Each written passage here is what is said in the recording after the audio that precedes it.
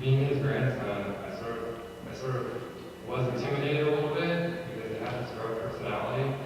But he made sure to reach out and really find ways of connecting to me, and me too, of course. So we just wanted to share a couple of those little key moments.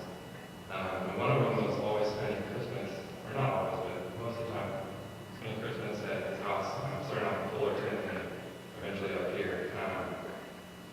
And there was a couple, magical things that he would always bring into that celebration. And one of them was Santa Claus would bring tinsel with him the night, the morning of Christmas. We'd go to bed and the tree was completely undecorated, and we'd wake up and it was, shining the tinsel out, all the ornaments on and presents on the tree. I remember coming down one Christmas morning and there's a red bicycle waiting for me. And just that sort of magic and that youthfulness that he had, that you could tell he was really excited about Christmas, and it translated for the whole family. That was really magical. And actually he had this genius idea where there would be presents under a tree from Santa. Originally it was Santa Claus, then it would be S Claus, and then it would be S Claus. and different people would get presents from Santa, and you didn't know, who was giving what. And sometimes a present would be addressed to Jim from Santa, and people would look at each other like, how did you know? Jim, this is exactly what, he'd say, oh, this is exactly what I wanted.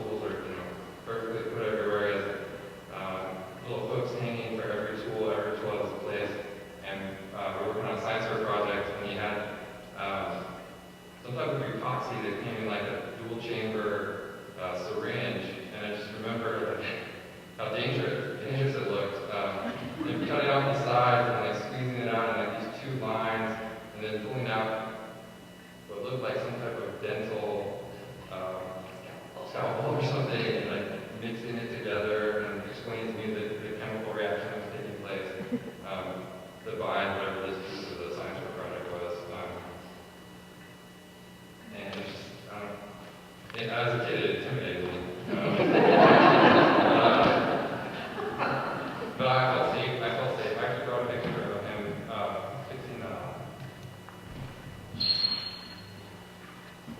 fixing a wheel on a bike, for that red bike I was talking about. I'll put this out on the table in there, but it's me here with my hands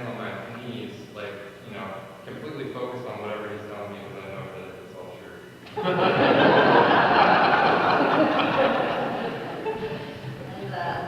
memory I have is sort of his willingness to be extremely accommodating to his granddaughter.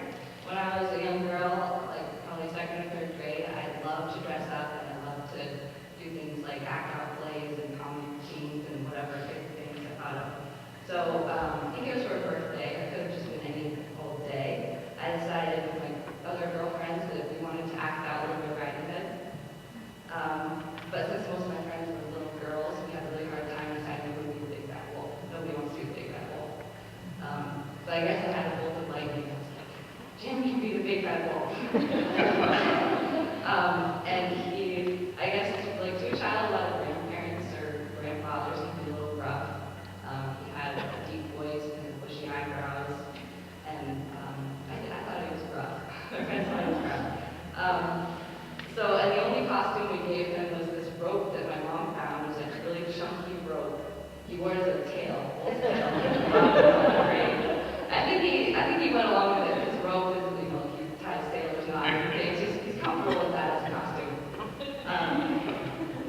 But I really loved that, as a kid, I thought that he'd be this rough, big bad wolf, and that was his perfect role. And the fact that he agreed to do that for me and my friends really shows what a sweet and soft heart he had. I just have one other thing to share. Is a story that he told me and probably all of us around the kitchen table. It was when they're in Saudi Arabia, they purchased Mercedes-Benz while they were there, and like anyone who cared about vehicles, he wanted to test out what it could do.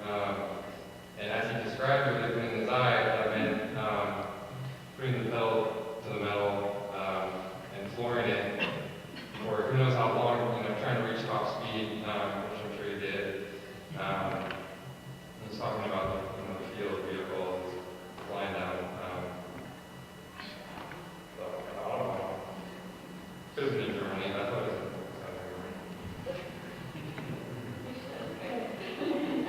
okay, this whole story is taking place in Germany. And he's flying down the freeway at 110, and everything feels, it's working. And once he's got enough, because he's not doing this in excess. There's just a reason, there's a reason behind this. He just wants to test out the vehicle. He takes his foot off the pedal.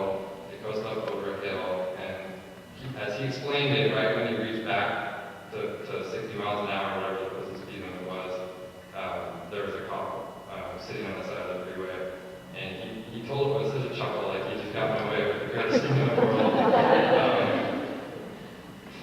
And I think that's his personality, because I don't know if it always, if you always let it out, but I think he really just enjoyed those little things in life. He enjoyed getting away with things. He enjoyed, taking us out to dinner and getting everybody dessert, and then asking if you want seconds, you need another piece of cake. He never held back with the little things that matter. So I want to thank him for that.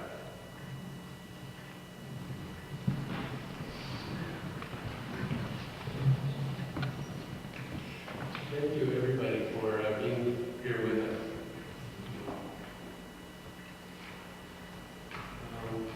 A lot of times, most of the time when I was a child, I didn't really think I had much of a dad. I related to my mom, her athleticism, and her interest in spirit.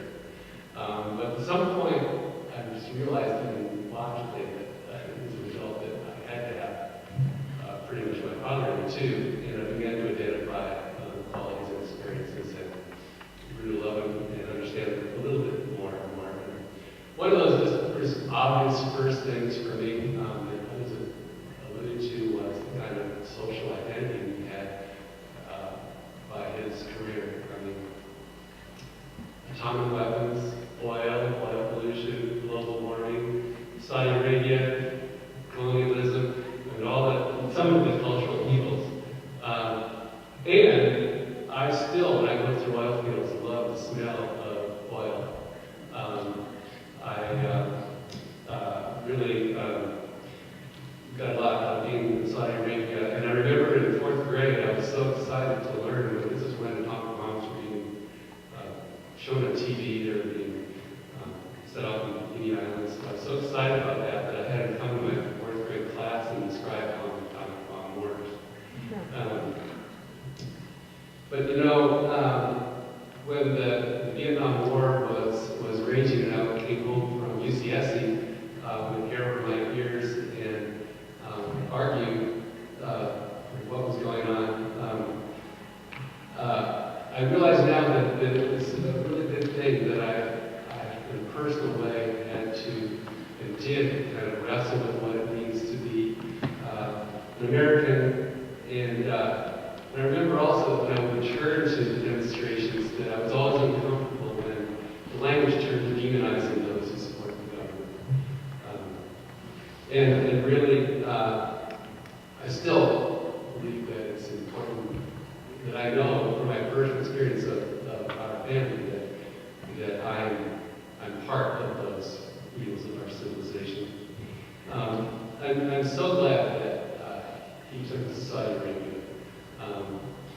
My parents had a real curiosity for the culture, took us to Arab villages, and then they took us to Lebanon and to Greece, and just that introduction to what people have done at their best on this earth, and the way that they just directly related to Arab Bedouin boat drivers or our Danish relatives really rooted me as a world citizen.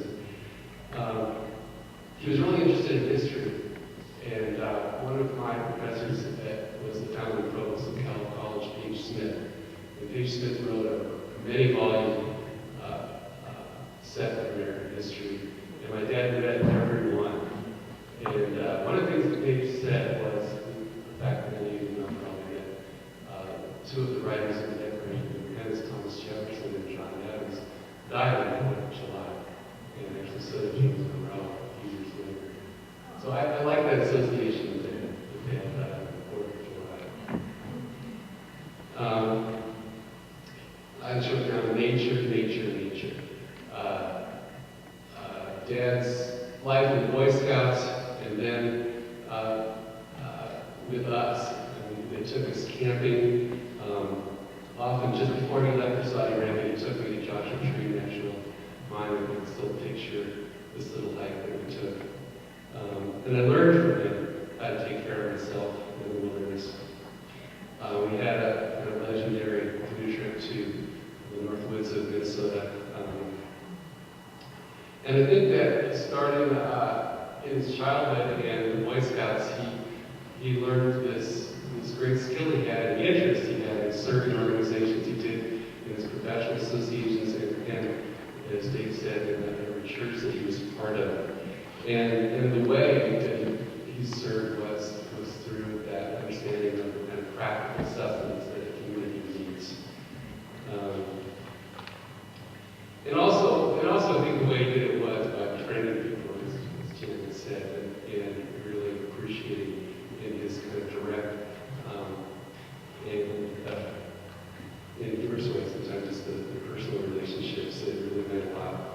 Truth-seeking also, I think was important to him. I think it was hard for him to interpret the insights that he found in the classes with Janet and others. His service was more practical, but he cared about how things work and how society works, and for him, truth was a practical answer. And like when we talk about oil, he would just go right to, well, how do you get around it? What are you going to do with that? But I think he was developing interest in the alternatives as they were developing. He challenged us to have a practical answer if we had a difference of opinion. And then more recently, just his patience with his disability was just awe-inspiring to me. His continual gratitude as our friends who were caregivers would report on his experience just so many times. His only word would be, thank you, or good. I had the good fortune to sit beside him many hours as his body was patiently passing. And it was lasting because I met Jim, the receptive person, who looked with love directly into my eyes. It really felt even closer than touch. And this was a Jim that I really had not met very much before. And he was so appreciative of those moments. As I held his forehead and his cheeks and his hand, I thought about that phrase people say when your life passes before you as your time. I thought more of it that every moment of his life, every hike, every math problem, every sale, every holiday with relatives, every feeling, every opinion, every magazine he read, and every book, they're all contained in this body of his and in his spirit. The evening after he died on July 4th, I was sitting up in my office at home, and the sun was setting, and it was shining through a spider web on the window. And the spider web was almost perfectly round, and it had these concentric circles that were all just exactly the same distance apart, and then little lines from the center out. And in this almost perfect circle, there was one pie-shaped wedge that was missing. I thought that Dad would appreciate this, this natural creation. It's not that I believe necessarily in reincarnation or obvious signs, but I don't dismiss them either. It would be just like Dad to find my private space and leave a mathematical calling card. Like when he bought me my first cell phone and made the same last 4 digits as my other phone number. And I appreciate the spiders and the wind's creation that represented Dad, fragile in the wind, quivering, ready to fall apart or blow away any moment, but not falling apart or blowing away for so many moments, delicately strong. And now Jim is the missing piece from the almost perfect circle. I want to take this moment to call to mind and name some of the people that have told us that they're with us today in prayer and in spirit. First, maybe someone can tell us about our mother, Ruth Klotz. And then second, Dan's sons, Stan and Max, who are with their mother in France. And we're going to make arrangements to talk with them today. And Dad's close cousin, Bobby Jensen, who made the flowers that we have, or learned the flowers that we have out there. And my mother's sister, Grace, and her, my cousins, Gary and Ellen and Barbara, who sent us these flowers through his. And my mother's brother, Gary Cameron. And Hans and Trish Cameron, and Pat Chamberlain, David Lowe and Amy Marlowe, Susie Lang, Cheryl and John Anderson, Sharon Richards, who's one of those people who really enjoyed working with Dad, Faye James and Rico and others at the Beginning Community Church, Heather Dilshaw and Shannon Spencer, Paul Pfeiffer and Neil O'Brien, who worked with Dad, Paula Marcus, Howie Schneider, Scott and Chris Kennedy. They're with us this morning.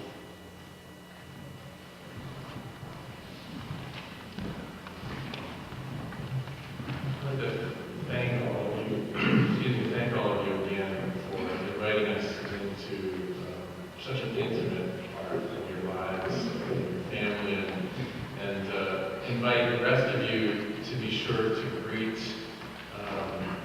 your family afterwards, to take a look at the marvelous memorabilia, the wonderful video of pictures that are there to help us in the process of remembering and grieving. And I know if you're at all like me, that there are many stories have unlocked some new ones for you, and you need to share them with these folks. So be sure to join us afterwards, not only in the reception line, but for some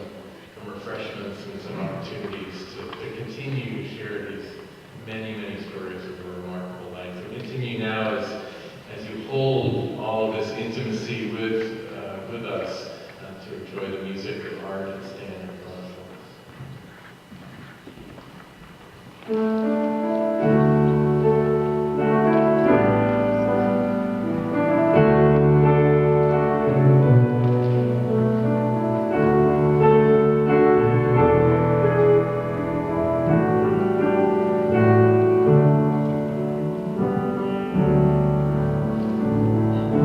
Leaving my family, leaving all my friends, bodies at home, but my heart's in the wind, and the clouds are like headlines on a new front page sky. My tears are salt water, and the moon is full and high. I know Martin Eden, God will be proud of me. The many before me who've been called by the sea to be up in the crow's nest, singing my sing. Shiver me timbers, I'm a sailing away.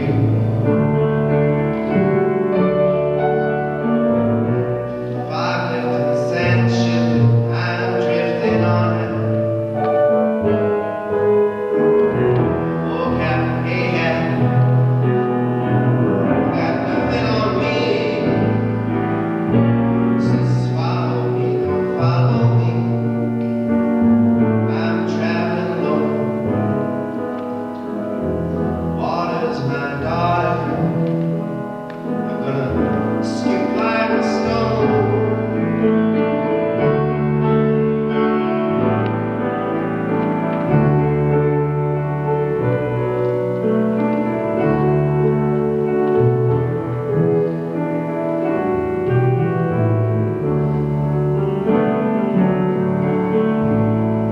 So please call my missus. Tell her not to cry. My goodbye is written by the moon in the sky. Nobody knows me. I can't fathom my stand. Shiver me timbers, I was sailing away.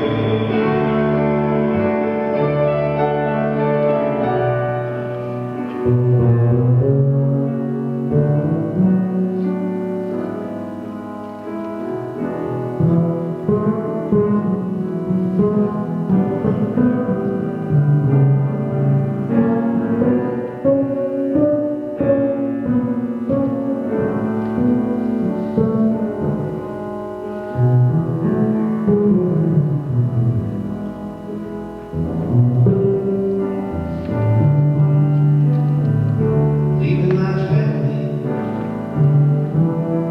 leaving all my friends, my body's at home, and my heart's in the wind, and nobody knows me. I can't fathom my stand. Shiver me timbers, I'm a sailing